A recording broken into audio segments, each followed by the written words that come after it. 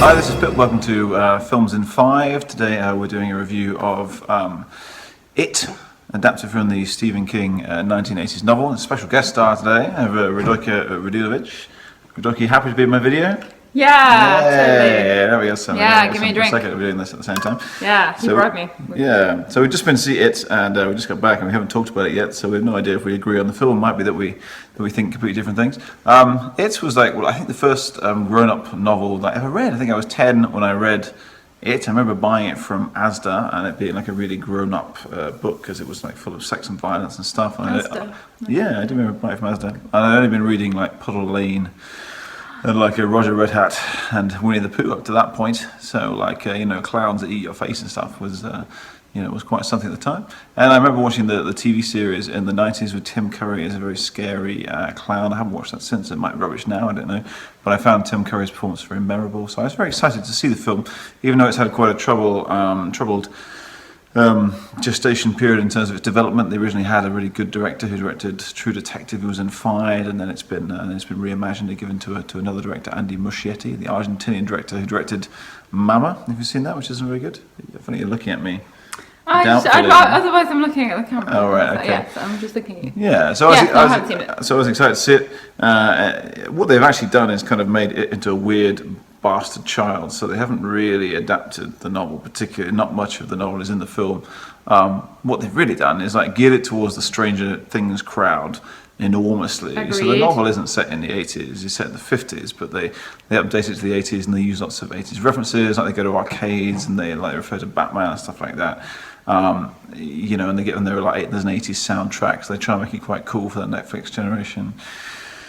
So they do that, and it's very much supposed to be like Stranger Things. So it has one of the cast members of Stranger Things. The imagery of the kids on the bicycles that Stranger Things steals from E.T. is like very apparent in the film.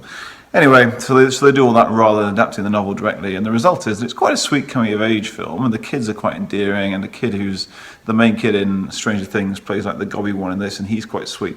And that works quite well, and the two leads have like a kind of subtle romance thing. It's quite endearing, and all the stuff about getting bullied as a kid and living in a small town is quite lovely and quite endearing. I quite like that, because it adapts all the stuff from the novel of them being kids, but none of the stuff of them being adults, because I guess they'll leave that for the sequel. Unfortunately, it doesn't work as a horror movie at all.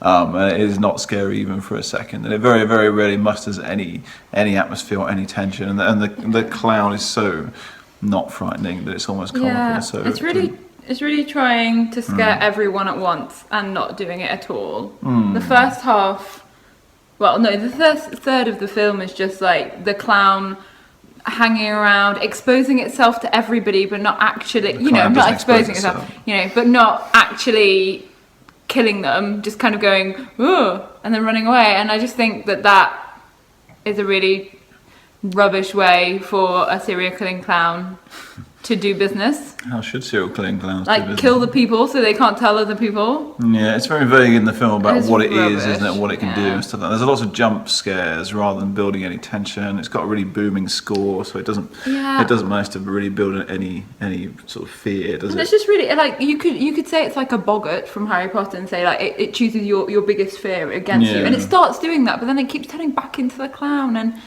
it's like, but no one cares about the clown except for the boy who was scared by the clown, and it's just really confusing. And then, I mean, isn't it, spoiler alert, it's supposed to be a spider, a massive spider?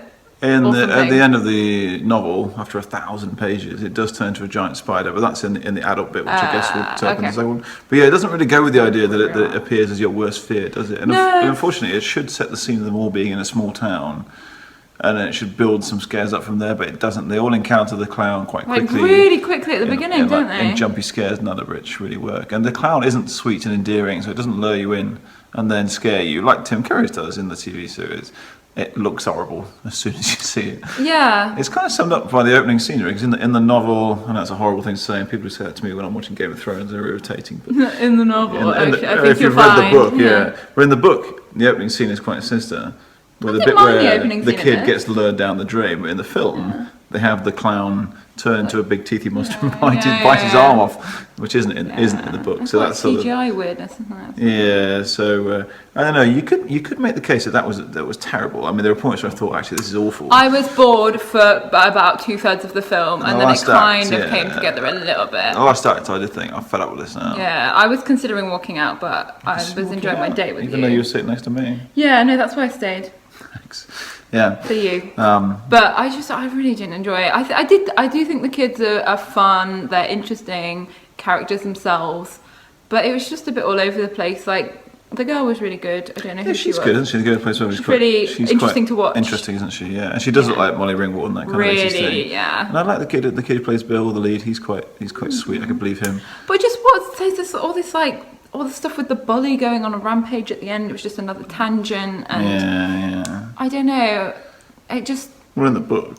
I don't know. It just didn't come together very well. I don't think. No. Oh my gosh, we've got to 6 minutes. This is Pip's thing in 5. All right, okay. They'll never notice. They'll be so drawn in by this. Well done for lasting 6 minutes for a video.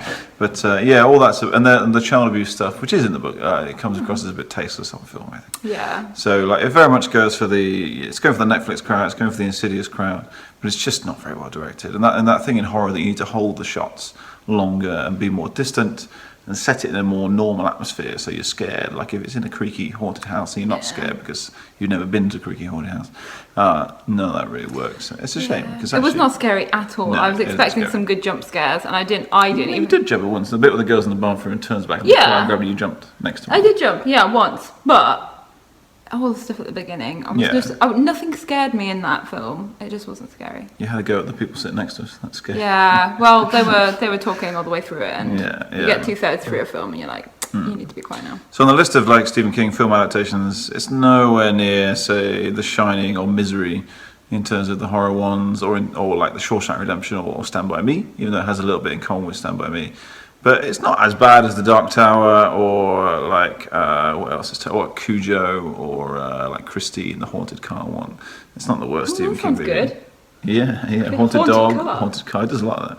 Oh, great. None of them are as good as The Shining. None of them are in the same league as The Shining. But I think it'll do really well anyway, and they will make a sequel, and maybe it'll have a different director. But yeah, overall, it just feels like it's very much a studio film, isn't it? It's pretty lame. It's trying really hard to tick boxes that people like at the moment. So it's the 80s thing, and they know that these kind of horror films people like, but it wasn't actually any good. Yeah, so it turns out that we didn't talk about it, but we didn't like it. So there we go. So that's our review. Do press subscribe if you want to hear more of me talking. I'll give you some prosecco. And that was it. What do we think of it? You said it again. It's shit. No, that's bad. That could be the title of this video.